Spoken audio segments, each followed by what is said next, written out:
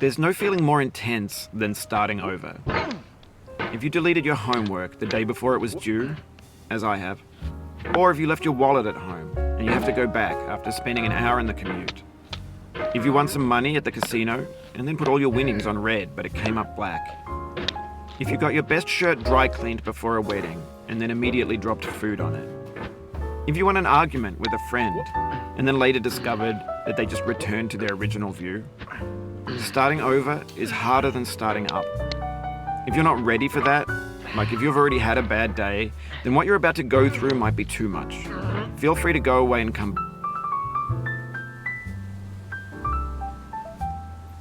back.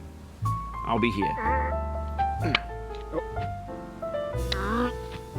Alright, thanks for coming with me on this trip. I'll understand if you have to take a break at any point.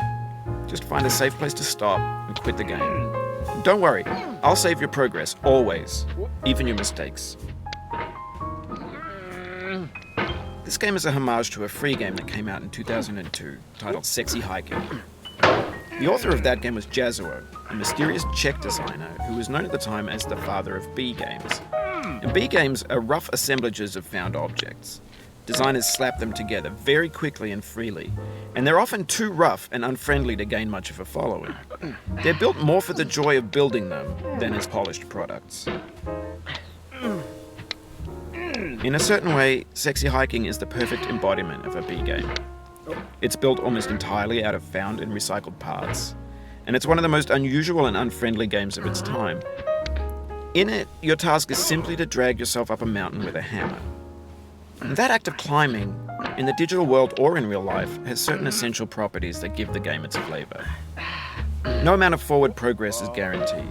Some cliffs are too sheer or too slippery. And the player is constantly, unremittingly in danger of falling and losing everything. Anyway, when you start Sexy Hiking, you're standing next to this dead tree that blocks the way to the entire rest of the game. It might take you an hour to get over that tree, and a lot of people never got past it. You prod and you poke at it, exploring the limits of your reach and your strength,